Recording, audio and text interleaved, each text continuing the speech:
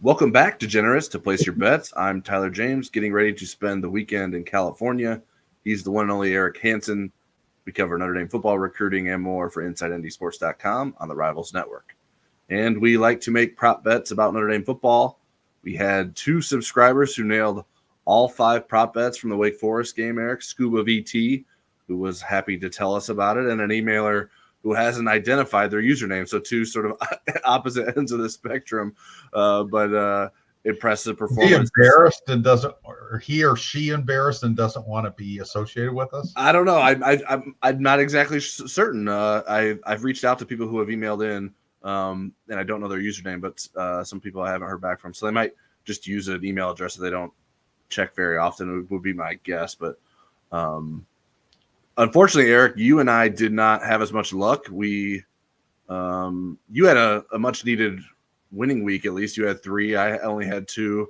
How nervous were you about the punt return prop bet?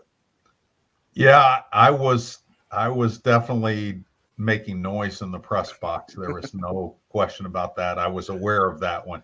I usually kind of forget them during the course of the game.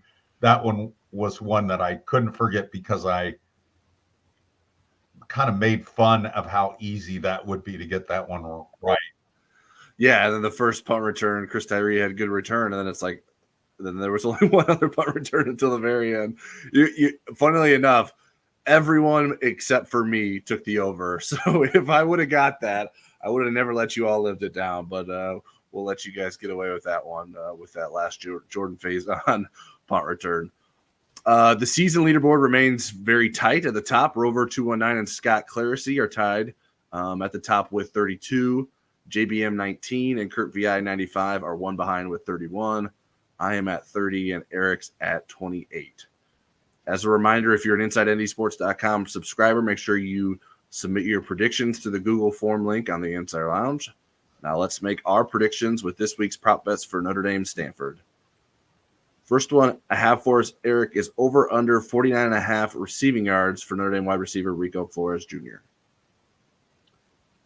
Well, Stanford's pass defense is bad. Their run defense is bad. Their defense is bad.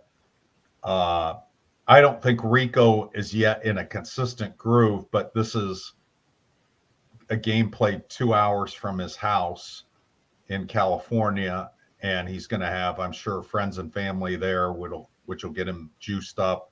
So I'm going to go over because he ain't be brought up sweet, is what he said. I'm going to go under and against the good storyline there. I do think you'll have a decent game, but I just think Notre Dame's passing offense is too unpredictable to feel confident in like a single receiver being the go-to guy or like which receiver it will be. He's had more than 50 yards 3 times this season, and 2 of those have been in the last 3 weeks. With the Pitt and Wake Forest game, he had 72 and 102 in those 2 games. And then he had 60 yards against Central Michigan earlier in the season. So it's certainly possible. And the way he's been playing lately, I think it's a decent chance at it, but I'm going to go against that and go with under. All right, next one is over under 4.5 pass attempts for Notre Dame quarterback Steve Angeli. Yeah, this one was, I think, one of the more difficult ones on here because I think Steve Angeli will get in, but I also think Kenny Minchey may get in. And so Stanford's a little bit harder to figure out. Early in the year by the good teams, they were getting blown out. Like I think USC had 49 points at halftime against them. And I was going to go over here, and now I'm going to go under. I've just talked myself into going the other way because I think Kenny Minchey may get in this game. And so that's my rationale. Well, he did go over twice in games that Kenny Minchey also played against Pitt and Tennessee State. Although the Pitt game, Kenny Minchey literally went in just to kneel, and that was it. But Steve Angeli had 7 pass attempts against Pitt and 11 against Tennessee State.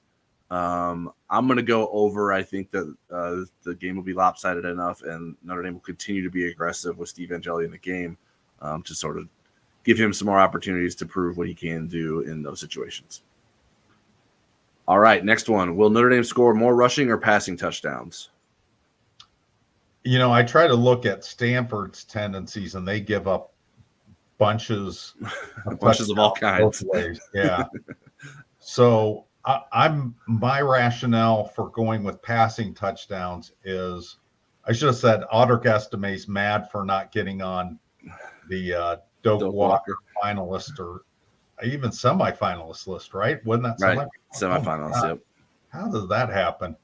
Anyways, I'm going to go with passing touchdowns because I think they're going to continue to try to work their passing game, get those wide receivers some opportunities. So I'll go that route. Yeah, there's not any significant stat to sway you one way or the other. I don't think I was looking around trying to find the different options. Stanford's allowed 24 rushing touchdowns and 30 passing touchdowns. In the red zone, it's been basically even with 19 rushing touchdowns and 18 passing touchdowns.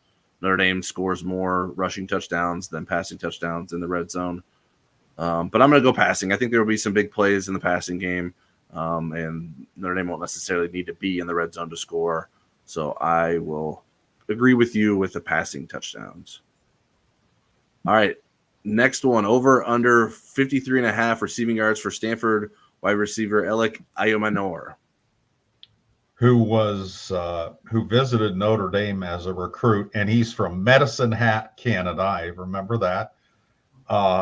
He had 294, and I watched part of that game against Colorado in their big comeback there. He averages 18.7 yards per catch, so he would get to the over with 3 catches based on his average. But I don't think Stanford has seen anything like Notre Dame's pass defense. No. And so, again, just one big, long play could get him on the over. But I don't think it comes against Notre Dame's number 1 defense. And really, the twos are pretty good, Jaden Mickey and Christian Gray. So I'm going to go under against conventional wisdom. All right. Well, no one ever said both of us were conventionally wise, so I'm going under as well. He's only been held under that total twice in the last 6 games, which is when his Colorado breakout game happened. He's really elevated his production since then. But yeah, I just think Notre Dame's defense is the reason I'm going under. Notre Dame has done a good job defending the pass. Not many receivers have big days against Notre Dame. Especially the guys that Notre Dame goes into the game knowing that it needs to slow down. You look at Marvin Harrison Jr. as the top example there. I think Jamari Thrash is probably the number 1 receiver that Notre Dame probably let loose a little bit more than it wanted to, but that was still only 75 yards.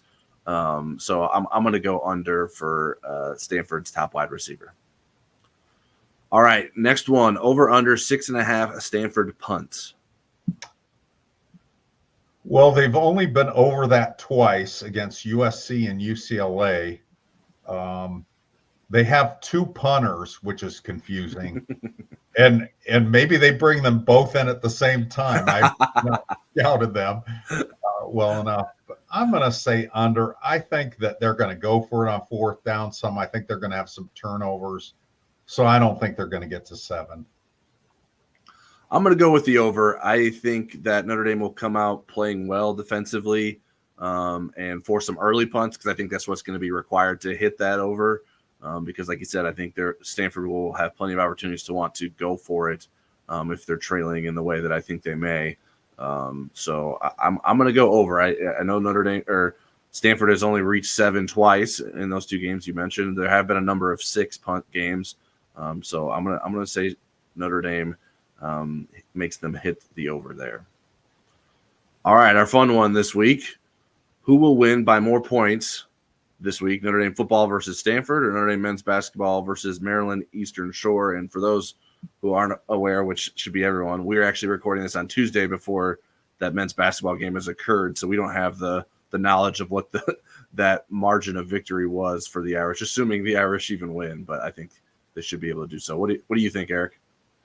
Well, when I read this question initially, I thought it was who will score more points in football, and I was going to say I'm pretty confident the basketball team will get to 60 against Maryland Eastern Shore. I mean, they lost to Western Carolina. I wouldn't just put any opponent in the victory column for them. So I think Notre Dame football will win by way more points than the basketball team does. Yeah, the basketball team will need a Hanover exhibition-like margin to be able to compete. I think that's Notre Dame won by 34 points in its exhibition against the Division III basketball team from Indiana. Its 2 victories have been against Niagara and Oklahoma State, and Niagara won by 7, and Oklahoma State by 2 in overtime. So the Irish have not been playing blowout basketball by any means, but maybe they can do that against Maryland Eastern Shore. You guys are all probably laughing at us that are watching this because you already know whether or not they did that. But I'm gonna side with football as well. Well, we don't know how many the football team is going to score, though. We don't. But I mean, they won't know that when they watch. Yes, correct. Unless they're psychic. Well, many of them, of course, are psychic. That's how you become a fan and place your bets. Or no, that was Psycho. Sorry. Anyways, our last one, final score prediction for Notre Dame Stanford. I'm going to say Notre Dame 54 and Stanford 10. Wow, yeah, of course you're picking the football team to win by a wider margin with that difference. I have Notre Dame 41, Stanford 14. I don't think Notre Dame will score as many points as you've predicted, but I do think the defense will certainly play well. And the offense will have a pretty good day. I just don't know that they're all. I'm definitely bucking the road trend. They have not been a good road team this year. So right, and if you're going to play on the road well somewhere, it's probably Stanford, where you might have just as many Notre Dame fans as you have Stanford fans with the way it's been going out there for a number of years. All right, that'll do it for Place Your Bets. If you're an Inside ND Sports subscriber, don't forget to submit your predictions through the link on the Insider Lounge. If you're not a subscriber to the site, we encourage you to take advantage of our 30-day free trial of premium access to Inside ND Sports with the code NDYT. That's NDYT. That's exclusive to our YouTube audience here, so we hope you take advantage of that. There is a link in the video description below to help you sign up. And for all of you, make sure you hit the like button on this video, share with us your predictions for the game in the comments, and make sure you are subscribed to us here on YouTube as well. We will be back Saturday night after the game, which will probably be more like Sunday morning. We hope you all enjoyed a great Thanksgiving this week, and may the odds be ever in your favor.